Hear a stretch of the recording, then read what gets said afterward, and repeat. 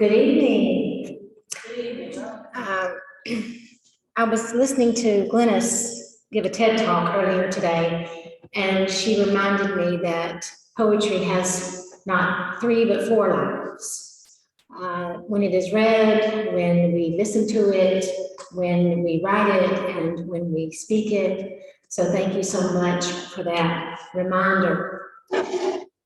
Everyone, we have been reading and listening and writing and speaking this year in the Poetry Society. Poetry Society has had a remarkable year. I'm honored to stand before you and acknowledge our collective achievements and the contributions that have made us thrive. I am grateful for and to our dedicated members and our board, whose passion for poetry and unwavering support have helped us, have been the driving force really behind what we're doing. Your presence, your active participation, your willingness to share your own creative work has enriched our tapestry and helped us create a vibrant community. Keep building a vibrant community that fosters artistic growth. Jim tells me we had 50 new members this year, which is incredible. Let's keep it up. Let's keep going. This year, the Society has remained committed to its mission, which is promoting poetry as a powerful means of communication and as a means of cultural enrichment.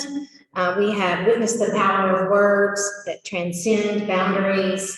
We have seen empathy be fostered in work. We have come to understand better our own diverse society. We have hosted, organized, or participated in so many events that I can't cover them all, but I would like to mention a few that may seem a little more distinctive. We have had Poetry Church on a Sunday morning 2 times now at Jubilee Circle in Columbia, the new Columbia hub of the PSSC. It's a place called the Living Room. It's inside Jubilee Circle. We have had, of course, our fantastic traditional program with guest poets giving us workshops, giving us their words, and these are some of the finest and most capable poets among us. We have attended events with the Humanities Council. We have attended lectures and given lectures. We have hosted contests. We have had poetry trails, several of them. We have had gatherings at Curiosity Coffee Shop in Columbia. We call it the Curious Poets. We have partnered with, collaborated with Fall Lines, Cackalack, Jasper Project, Buxton Books, All Good Books, and others. I have visited about half of the counties, enjoying meaningful conversations with a variety of people, including many librarians this year in the different counties. And I have attended events such as the gathering of the Finishing Line Press Poets in Hilton Head. And we have together, several of us participated in a state rally at the State House to get a new South Carolina Poet Laureate, which we deserve to have and hope to have soon. We have celebrated banned books together. We have done readings across the state. We have had meetings with community activists, musicians, teachers, many poets. We've hosted a women veterans workshop, and we have had, and that was with the Georgia Poetry Society. So we're also working with them closely now. And we've had poetry duets with William Epps, one of our members. Jim and I walked together the historic streets of Charleston and made individual videos at the houses of the people who started this whole thing a long time ago. And Jim told me the stories, and that was a wonderful day. We've been to McLeod Plantation, that haunted place, with such an important history for us to keep hearing and witnessing. And we have been many other places in our minds, because that is what poetry does best. Let's do more of that next season. I'm asking for your continued support. And we will be, again, reading, listening, writing, and speaking. Now, I do want to give a special gift tonight before I step down, and that is the Poetry Trails Contest, the most recent one. Our winner, decided by Claire Bateman, was Charles Watts for his poem. Yes. His poem, The Pond Across the Road. Did I get that right? Okay. And it's this beautiful guitar. It's a Washburn guitar that was provided by our sponsor, Danny Sciotino, and I think Charles says he has a special use for it. So congratulations, we love your work, we love you, and we are so grateful for you being on the board.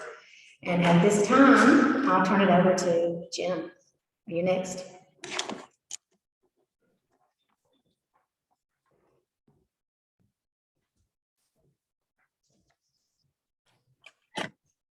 All right, am I in frame on the camera?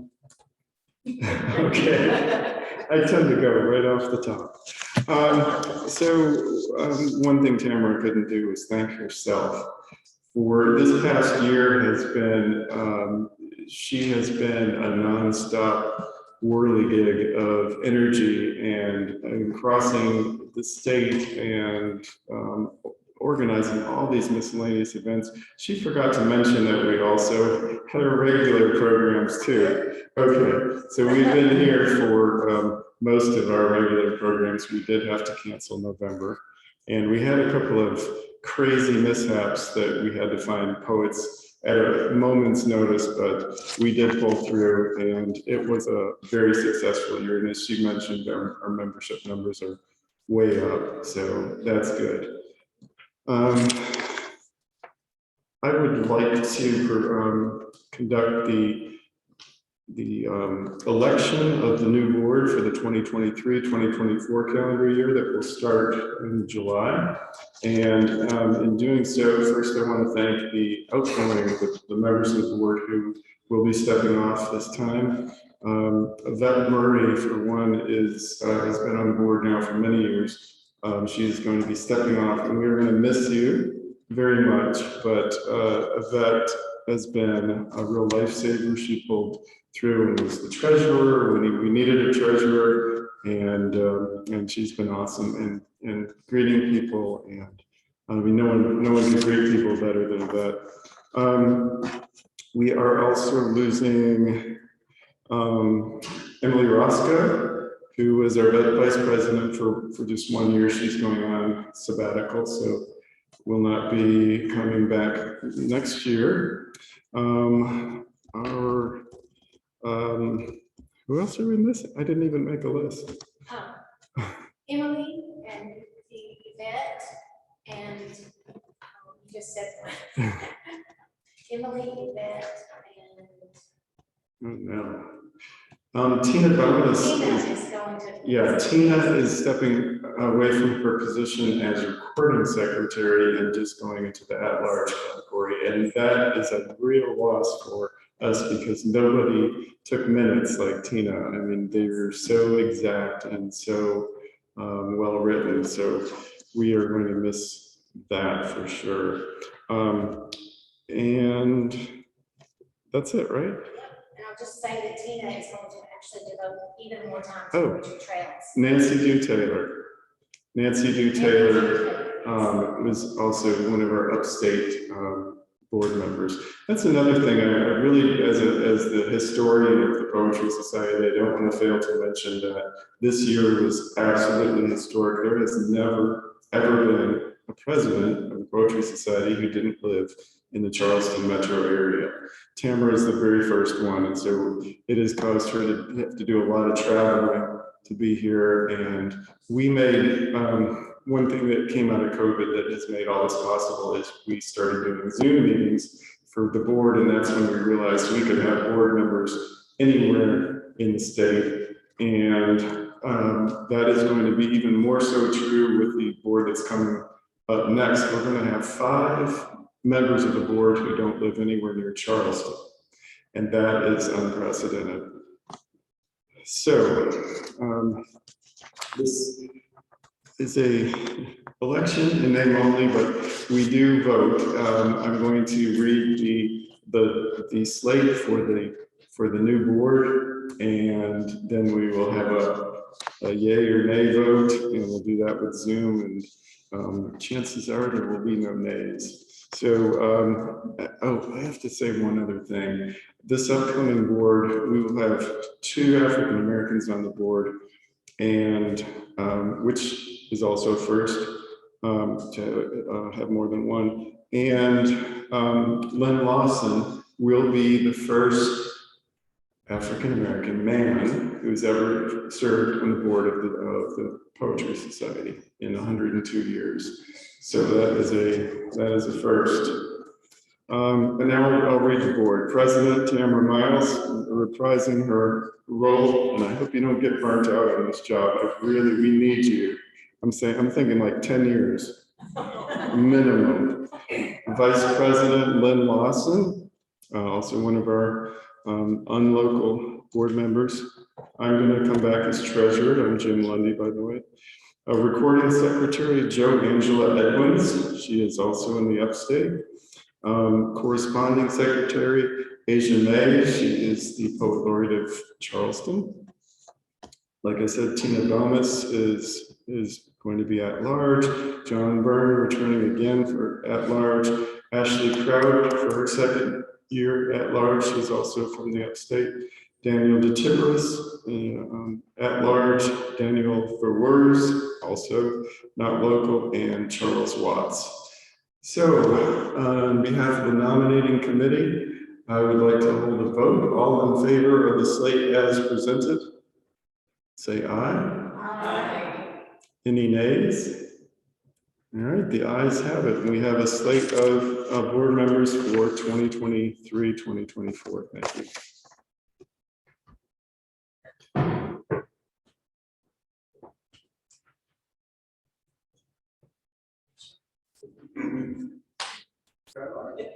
Skylar.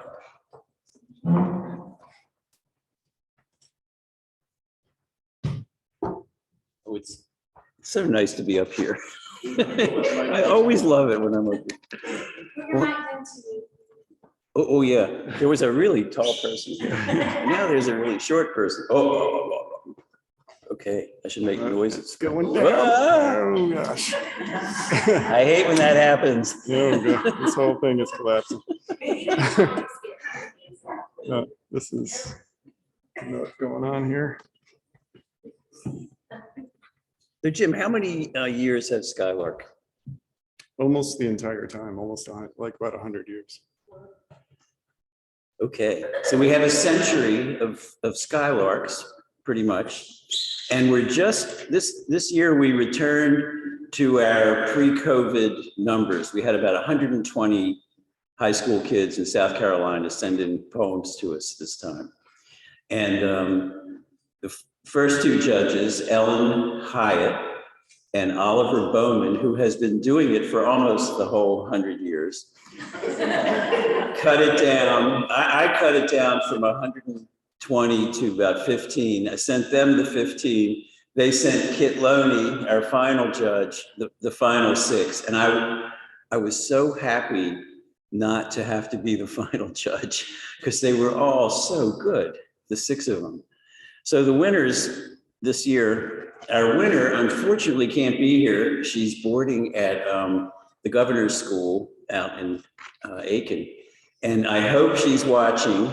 Her name is Sarai Winkler, and her poem is called Growing Up on Pinehurst Street, 3 houses down with a tanned white mailbox. And we had 3 honorable mentions from Kit. Rainfall on Rainfall by Eric Herrera from Goose Creek, The Girl in the Mirror by Jack Shirley from Goose Creek, and What We Are Worth by Nora Green, Charleston County School of the Arts. But first, I just want to read you what Kit said about this lovely poem to this kid. I love the vivid imagery and slightly odd language. Circle-toothed gap, circle spices, swiped onto drumsticks, thimble shells, The poem is rich throughout with texture, flavor, sound, and sensation, xylophones, ringing mallets, the speech of the patriarchal grandmother, "You should have not went," you'll hear, the spice list, etc. I love how the poet circles away from, then back to this rich portrait of childhood and place, bringing the reader to that last stanza, which I found particularly stunning. This one really stood out for me. So thank you, Kit, for being our final judge. And here is the poem. We hope you're out there, Sarai. We get to meet you this year. Oh, she is. That's wonderful. Hello, Sarai. And here, I'll try to do justice to your poem. Growing up on Pinehurst Street, 3 houses down with a tanned mailbox. My cousin had long, lanky legs and a circle-toothed gap. When she talked, her tongue lightly hit the back of her teeth. She sounded like xylophones against wooden ringing mallets, like abused marimbas expecting an encore. We would play outside where the grass was hidden with thriving poison ivy that would irritate our brown heels. We'd shudder to the sound of our patriarchal grandmother's voice, whiny and loud. "You should have not went all the way back there, all in that grass." We suffered in silence together. Our uncle, a large, skinny-legged clothes salesman who loved to cook, didn't talk to us much, but let us circle spices, Old Bay seasoning, slap ya mama, bay leaves, and cayenne, which we swiped onto drumsticks, fried shrimp, and other foods, making our smooth hands bright red, screaming. With a skinny blue straw, we'd ingest brown oceans of iced sweet tea and crack open the thimble shells, bags of boiled peanuts, and flick them at each other. We'd blow our hot breaths onto the car window, pressed our fingers against the thick glass to make clear miniature families who had everything they wanted. We did this for days, weeks, months, until childhood to us became a type of domestic stillness. It became throwing the burlap bags of doll babies and hand-me-downs into the gutter, trash, green recycle bins, out of mind, out of sight. In another life, my cousin and I are restless girls who still do cartwheels on the back patio, prying open the metal fences, trapping white spotted baby deer, hoping they'd leave our yard, come back one day. We stuff our pockets with green fireflies. At night, the moon follows us.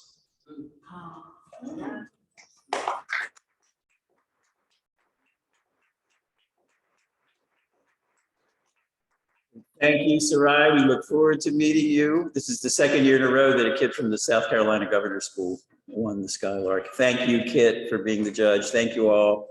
See you next year.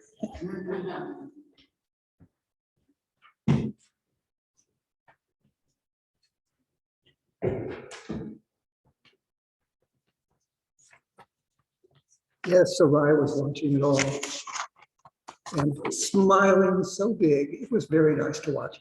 I'm here to present the winners of the spring contests for the Poetry Society. And I know that we have a lot of things going on tonight, so I'm going to make it quick. The Audubon Prize was won by Anne Herlong Bodman for a poem called "If We Really Cared." The judge's comment: the winner of the Audubon Prize is "If We Really Cared," for its particularity in diction and the way its language draws attention to the monarch butterfly and the world we build around it. We can't say we didn't know. So congratulations. Scotty Davis Watson Prize. The winner was, my goodness, Francis Pierce.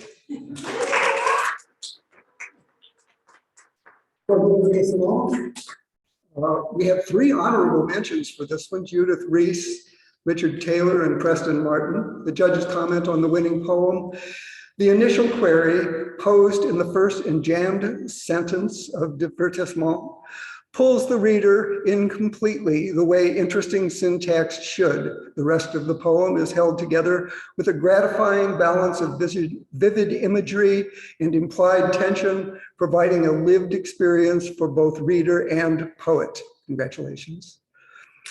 The John Robert Doyle Jr. Prize was won by, what a shocker, Deborah Connor for Lot.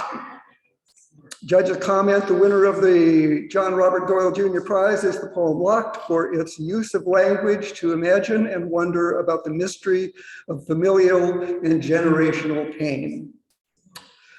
The Peter Pan Prize was won by Mary O'Keefe Brady. Honorable mentions were Grace Priswara, Ruth Ilg, and John Blake. Judges comment, standing on the other side of the bathroom door. What an evocative title, right? Standing on the other side of the bathroom door captures a distinct moment in our shared history that is both surprising and quintessential. Anyone living during the COVID-19 pandemic and the early days of quarantine will immediately relate to this poem and the way it deftly collapses the past with the present. For the Rhyme for No Reason contest, the winner was Forrest Hudson. Poem, My Sister's Car. There were also 3 runners-up for this, 3 honorable mentions, Paula Appling, Tanner Cruniel, and Joanna Schumann. The judges comment, the conclusion is dead on for how the story sets us up. The conflicts along the way are set up by the rhymes, which is to say the rhymes contribute to the story and vice versa. So congratulations. The Dr. Linda Veldheer Memorial Prize was won by Grace Priswara for Eulogy of My Parents, for my parents. The judges comment, the winner of Dr. Linda Veldheer Memorial Prize is Eulogy for My Parents, which uses rhythm to forgive and to see into our shared humanity. And finally, the Bobby Kennedy Memorial Prize was won by Be Still My Heart, Deborah Connor, in praise of brown leaves. Honorable mention, Camera Miles. Judges comment, the underlying portrait of a culture here is wonderfully expressed through the basic metaphor and how those details are ultimately themselves a pile of leaves, a jumbled disarray of what we try to ignore. God is in the details. Thank you, and I would like to introduce Yvette Murray, who is going to tell us all about our forum leader for tonight's demonstration.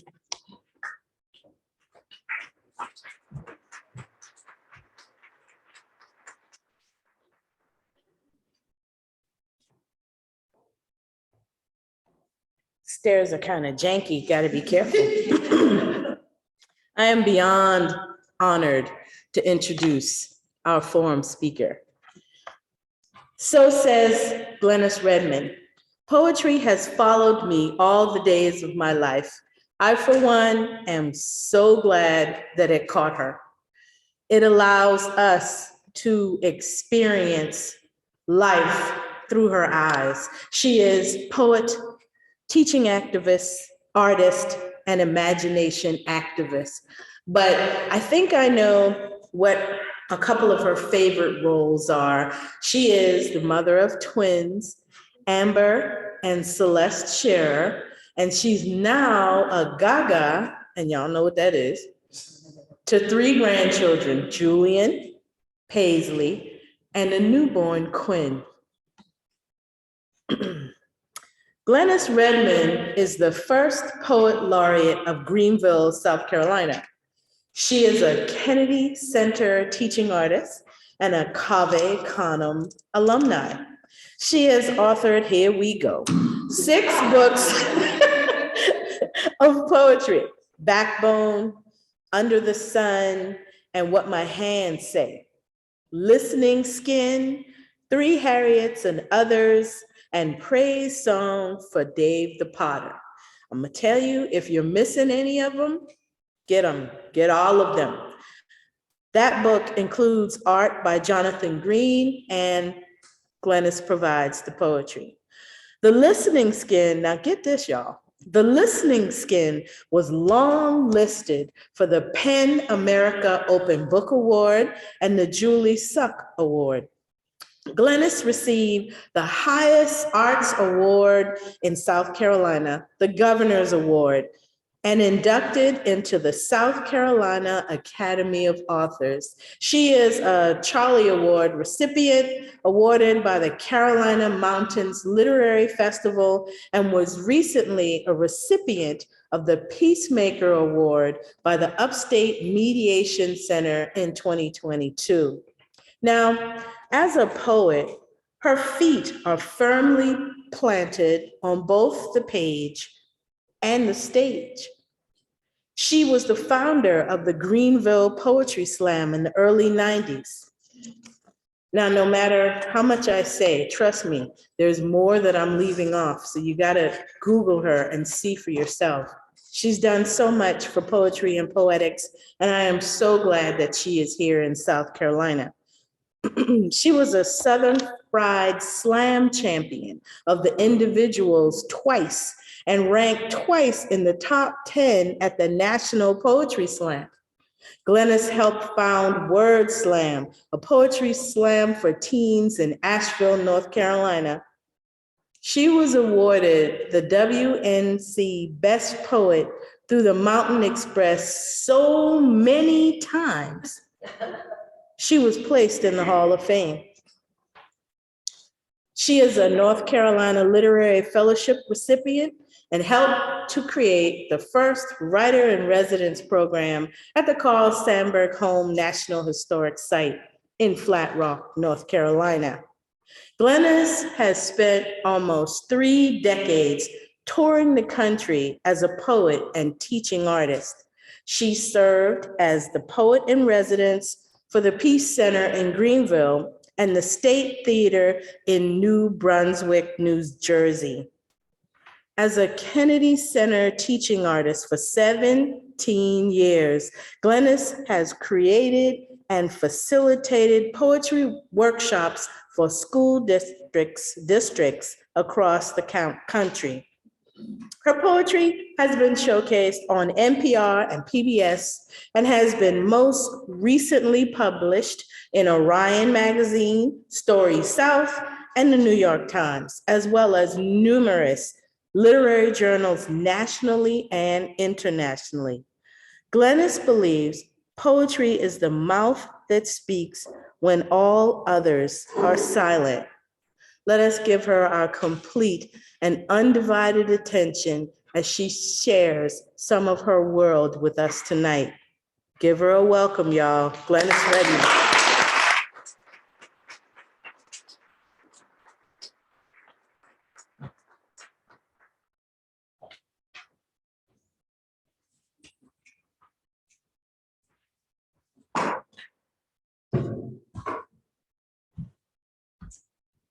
Good evening, everyone. Wait a minute, I'm from South Carolina. Good evening, everyone. That's so much better. So, how in the world could I have been busy doing poetry for 30 years when I'm only 30?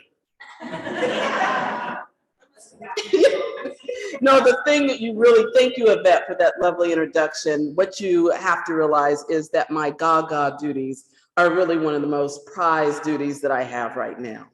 And being across the country, one of the best things that I've done was being invited to the career day at my grandson's school. I'm big with the 3rd graders, y'all. And he's in 2nd grade, so they let him come in and take the class or see my performance. And as he was there, when I was asking questions, he just kept raising his hand. And I'm like, Julian, you know all these answers. But it was the first time he'd ever seen me do work with students because of COVID, and he's only 8 years old. And I'm so happy to be before you tonight. I want to thank Jim, Tamara, thank you for coming up country to the upstate to the Peace Center. I appreciate that. Charles, Yvette, thank you for your invitation. I'm going to read, I have my duties are twofold tonight to read poetry. So I'm going to read 4 poems and then lead the forum for the forum contest, forum prize. The first poem that I'm going to read is called Afro-Carolinian. It's to my grandmother. I think all my poems are for my grandmother. My grandmother died when she was 109. She had a third grade education, but the wisest person I've ever known. Afro-Carolinian. With Carolina on my lips, I sing a quilt, a crooked stitch that weaves its way around my pie-shaped state that conjures food. Too sweet, like the amber iced tea or cake, red velvet rich. Word like the words I was raised on that say, if you don't have nothing nice to say, lace it with sugar. There's always more in the South, like the 2s and the 3s coming out of my grandma's mouth. Hush your mouth, child. Those words, not a command for silence, but a signal for the teller to keep on spinning because her words hit bone. Grandma's words were codes, lit lanterns. We wind down yonder in the morning. Not a pronouncement to a destination, but a place where she teach a lesson at her favorite fishing spot. By her foot, a coffee can full of night crawlers. In her mouth, a cigarette she barely puffed. In her hands, a homemade fishing rod, lying steep in the water, waiting for hook tug. She never said the word patience. She just stood there, live oak-like, grounded in her own wisdom. A Baptist Buddha woman teaching, be here now. Her uncanny ways taught me how to wait on the spirit, hunched in her favorite recliner, King James Bible on the left, her eyes forward, soaking in wrestling, her faith rooted in the Lord and Ricky Steamboat. I was wrapped in how she contort herself as if she were headlocking demons, choke holding them in Jesus' name. Simultaneously, burning tufts of hair in her glass ashtray, raked from her comb so no one would work a root. Grandma taught me the truth was a complex helix rising. From her, I learned to watch as well as pray, and how the shackled speak in double tongues. As a second daughter of a second daughter, I began life as a shamefaced girl, too shy to string together words. I didn't open my mouth until I had something to say. I was busy looking in grown folks' mouths, collecting the old ways, placing them on my tongue. My first language was raised and scratched from the land, sweet potatoes, collards, and black-eyed peas. As a second daughter of a second daughter, I straddled the abyss of the diaspora and the church pew, where I learned to speak Afro-Carolinian fluently. Some call it a backwards tongue. I call it a knowing, a spiritual, if you listen and learn how to sing it.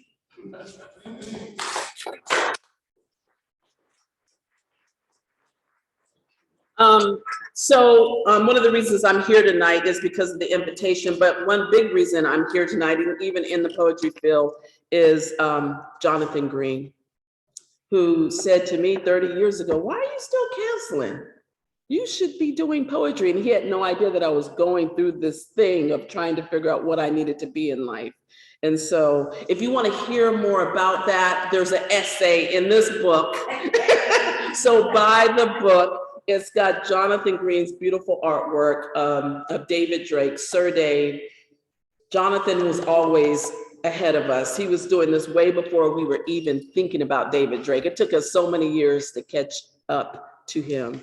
And for Jonathan, I am so grateful for you in so many ways. I'm going to read a poem out of the book. It's called I Master. Everybody know David Drake, the enslaved potter poet from Edgefield, South Carolina? Okay, I was going to say if you don't, you need to Google. Don't Google me, Google David Drake.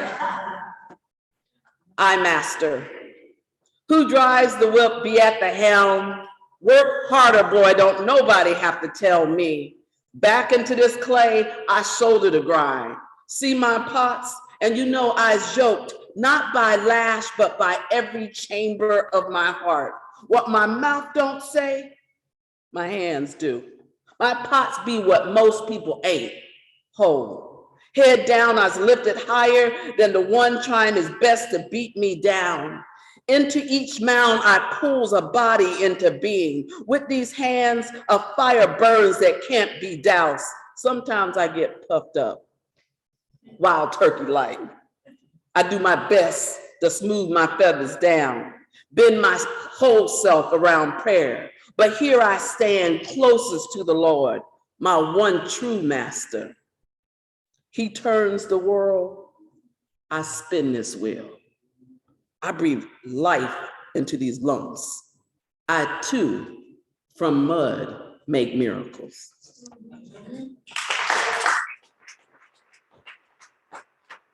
And I'm not talking much because my time is very limited, so I'm gonna go straight to this poem called, it's in the Listening Skin, my latest book, and the title of it is called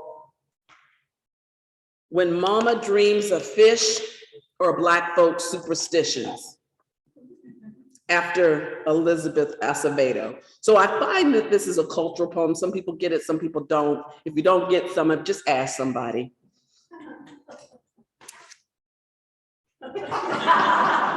No, you didn't do that on me. Okay.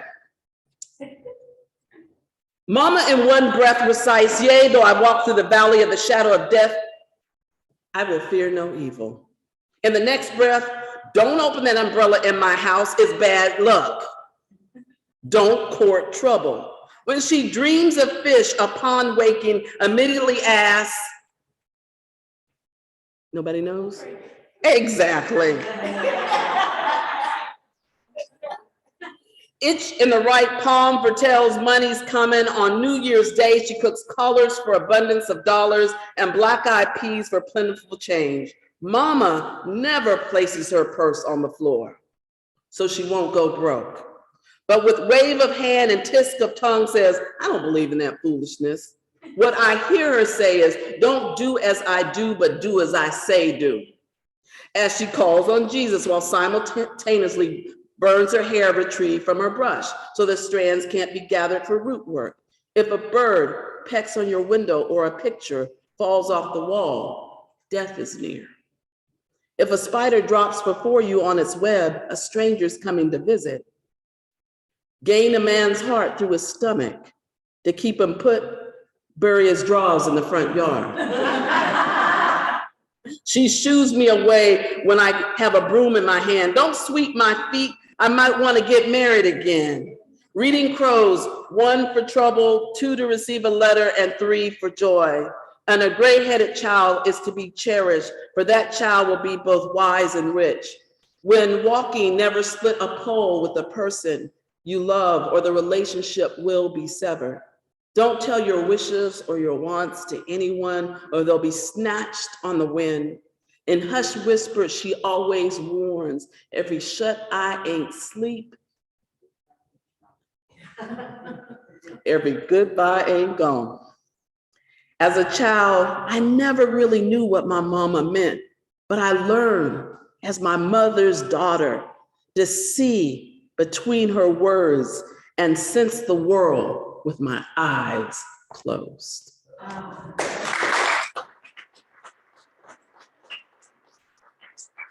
Last poem, my next obsession after David Drake got done with me. I spent 10 years with him. So I moved on to Clayton Bates. Anybody heard of Clayton Bates?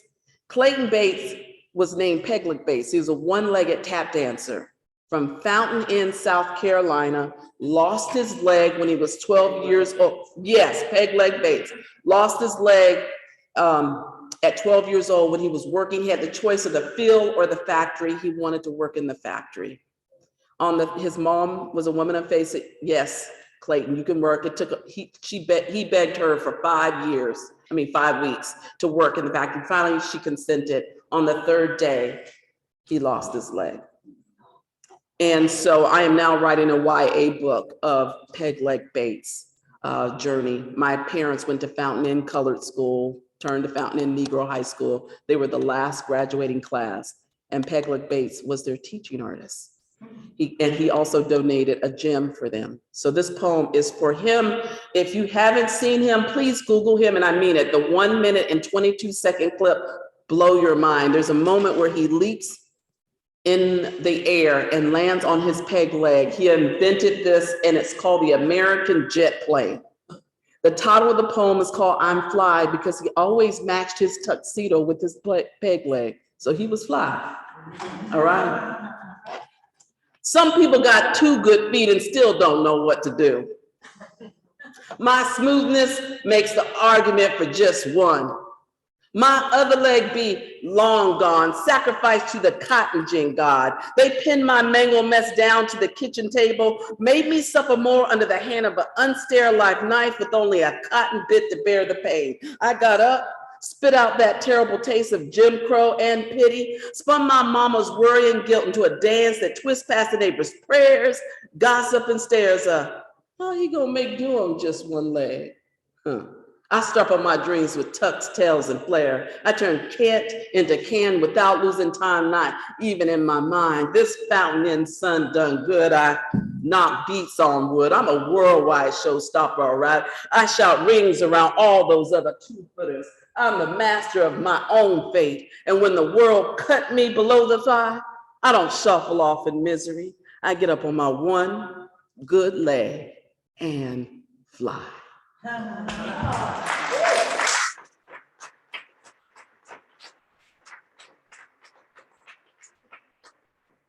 So it is time for me to read the poems and also have a commentary. And then after, you all will vote. So you have a sheet of paper with the poems on there, if I'm not mistaken. Am I correct? Yes. Yes. So this is for the Forum Prize. And I'll read the first one. February 20-something after dancing. Everybody have one? Yes. Thank you, Tamara. An embittered decade, wind blowing and tickles some chiming truth. I mythic, I myth you. I myth a you into notos. Wise blowing, so flees you, so bleeds I. Hotel wall, cradling my bobbing head under shimmering disco, blackened behind winter's cold stare. I really appreciate the title.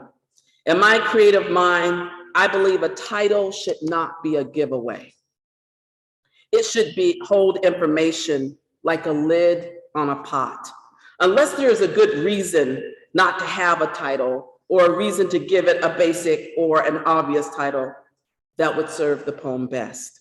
To me, a strong title serves us, no pun intended. It instructs us and helps us and allows us to get to the contents of the poem.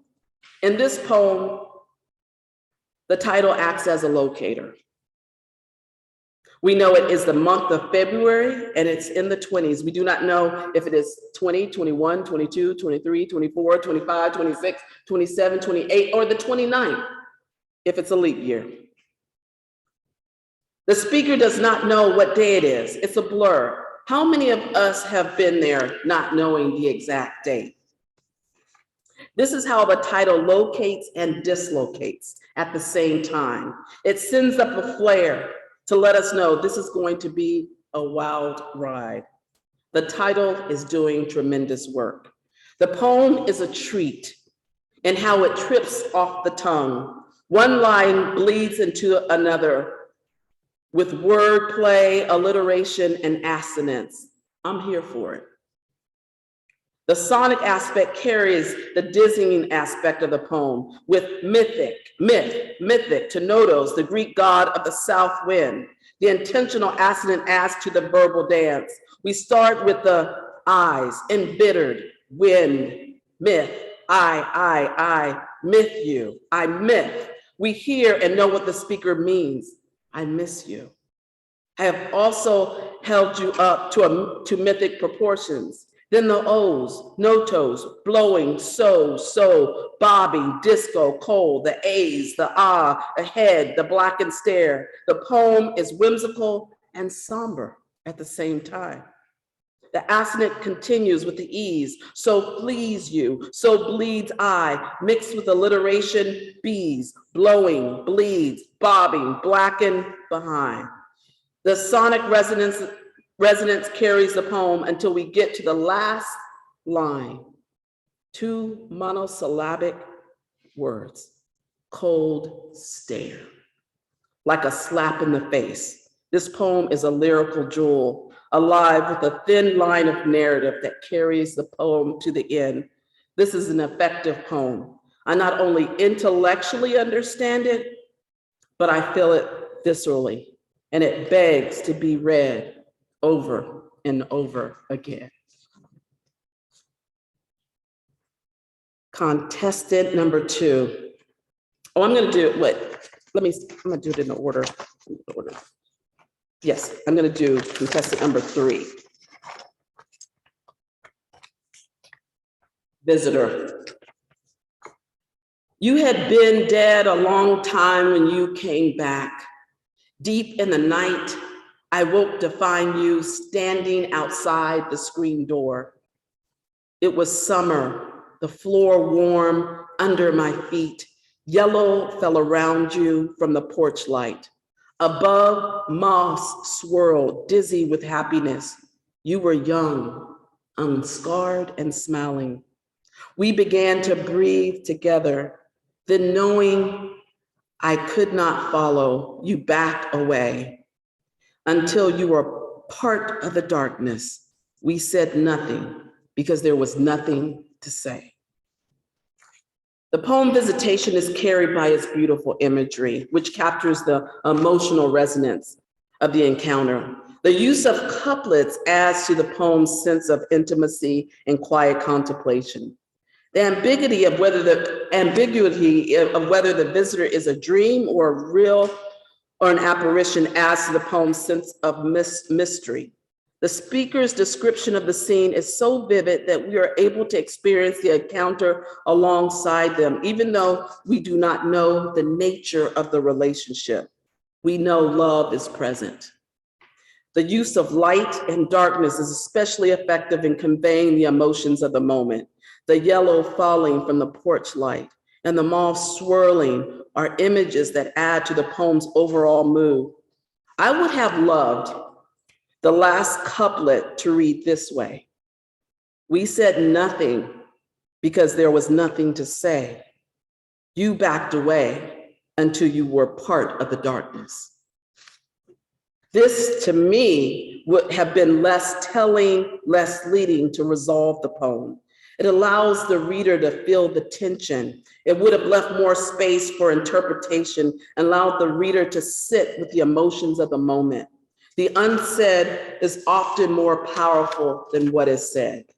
And this poem does that excellent job of conveying that. Overall, the poem is a lovely reflection, a poignant reflection of loss, grief, and yearning. Okay, contestant 2.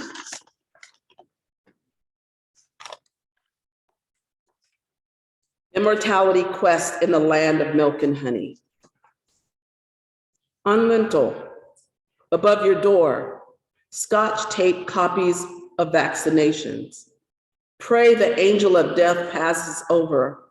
The blood red sea doesn't flood your lungs. Kiss the sticky note of holy safety protocols on the door frame when you walk among unbelievers. Near the light switch, by the door, hang a mask to wear when you go hiking in the wilderness. Build your house in a gated community, in the rubble of an urban renewal project in the promised land.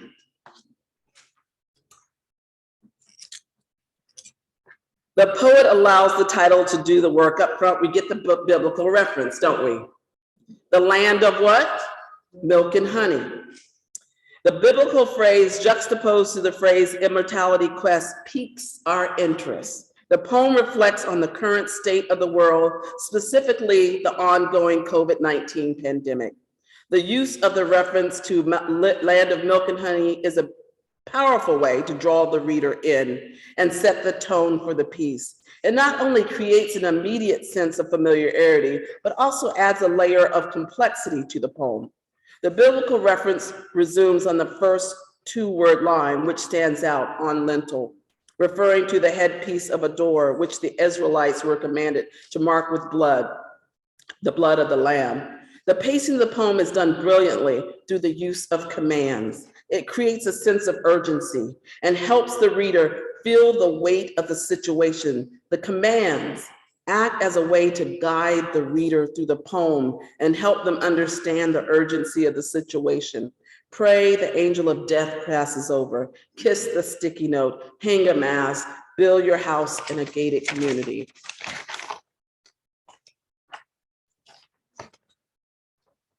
In the rubble of an urban renewal project, the final quatrain is particularly striking as it brings attention to the social, economic, and racial inequities in our present day. It moves the reader from the biblical reference to the current state of the world, highlighting the ongoing struggles that many face in their pursuit of the promised land. The use of the term urban renewal project is particularly significant as it brings to mind the history of the United States, which often displaces the complexity of marginalized communities and communities of color. Overall, the poem does an excellent job of capturing the complexities and anxieties of our current time. Though the poem is structured with stanzas and quatrains, it is a quite destabilizing poem. I wonder how it would look and feel with tercets. 3 lines, 3-line stanzas. This poem does a wonderful job. Thank you. Now it is time to vote. So. Yeah, we have pens and pencils in a bowl up there if you need one. So you're just gonna circle the poem that you prefer on the front and we're gonna question. I hope I did my job accurately and did not give away which one was. I mean, they're all my favorites, like my children, but you know what I mean. Thank you. Oh, Zoom people, where are you? Zoom people, I'm looking at you. You are in the room. Please vote too. Zoomers, if you go through the chat, the link is in the chat so you can vote there. And remember, you're voting on February 20-something, After Dancing, Immortality, Quest in the Land of Milk and Honey, and The Visitor. And I am going to keep it zip.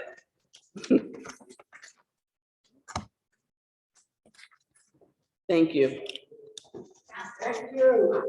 Thank you. Thank you. Oh, I forgot to say, Buxton Books is back there. They have my books. They have What My Hands Say. They have Praise Song for Dave the Potter, Art by Jonathan Gray, Poetry by Glenis Redmond, and The Listening Skin. Thank you all. You've been wonderful. Do I say? We'll announce the winner in a second. We are getting ready. We'll announce the winner in a second. Thank you.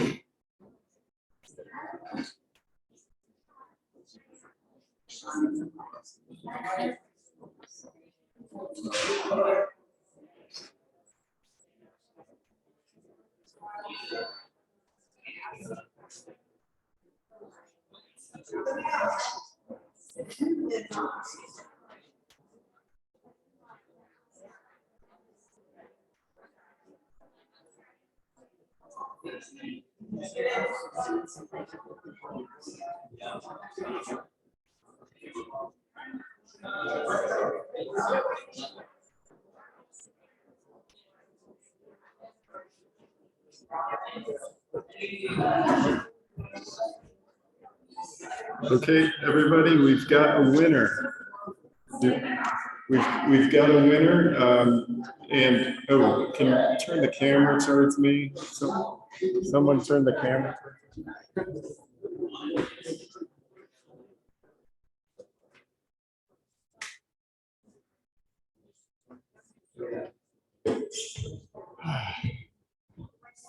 Okay, the winner, and it seems to be kind of a landslide. Not even close. The winner is Visitor, and that is by Deborah Connor. So she is, and the honorable mention this year is Tanner Cornell. Tanner Cornell. So congratulations, everybody, not just the forum, but the other winners tonight.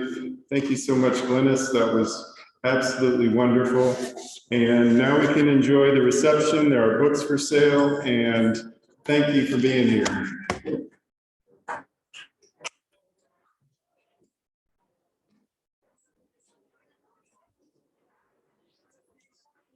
Thanks, all you Zoom people. I'm going to shut it down now, but you can go tomorrow to YouTube and see it all again. Thank you for being here.